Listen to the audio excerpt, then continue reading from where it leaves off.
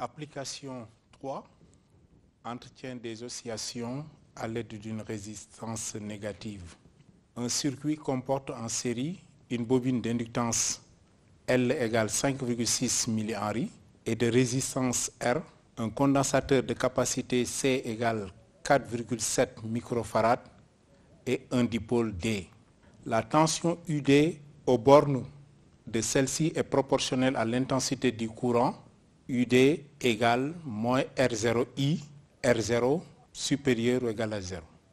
Établir l'équation différentielle liant la tension UC aux bornes du condensateur à ses dérivées premières UC point et secondes UC2 point.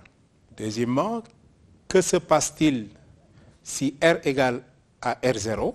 Quel est l'intérêt du dipôle D? Troisièmement, quelle est, dans le cas où R égale R0, l'expression de la période? Calculer sa valeur. Nous sommes dans le chapitre terminal S en physique sur les oscillations électriques libres. Et nous sommes à la troisième application qui est l'entretien des oscillations à l'aide d'une résistance négative. Comme données, nous avons une bobine d'inductance de 5,6 de résistance R qui est montée en série avec un condensateur de capacité C égale 4,7 et un dipôle D dont l'expression de la tension borne du dipôle D est moins R0I. Donc le circuit est ceci. Donc le condensateur, la bobine, le dipôle D et les flèches de la tension nous est donné. La première question consiste à établir l'équation différentielle résistant donc les variations de la tension aux bornes du condensateur. Premièrement, équation différentielle en UC qui va réduire les variations de la tension aux bornes du condensateur. Alors pour établir donc une équation différentielle dans un circuit, on commence d'abord par appliquer la loi des mailles.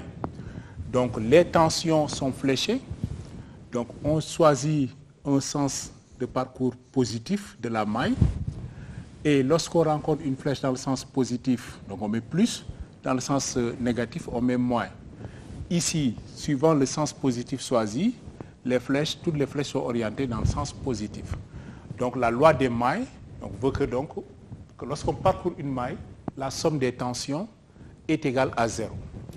Donc ici, d'après la loi des mailles, UC plus UB plus UD est égal à 0. On va amener maintenant l'expression des tensions pour essayer de les exprimer en fonction de UC comme c'est notre variable.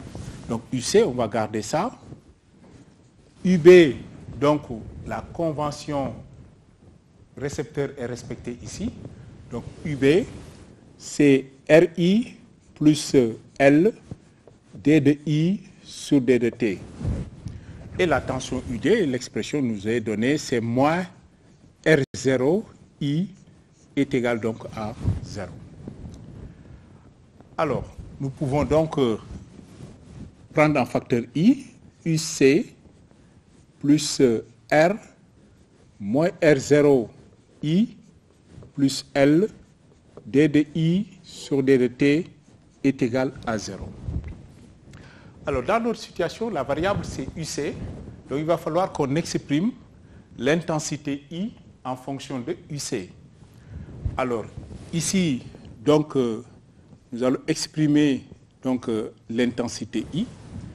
Alors, l'orientation ici est choisie de telle que cette armature porte la charge Q.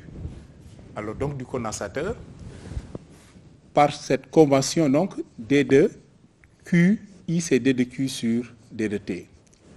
Alors, D sur D de T, de Q, alors que Q, c'est C fois UC, donc la capacité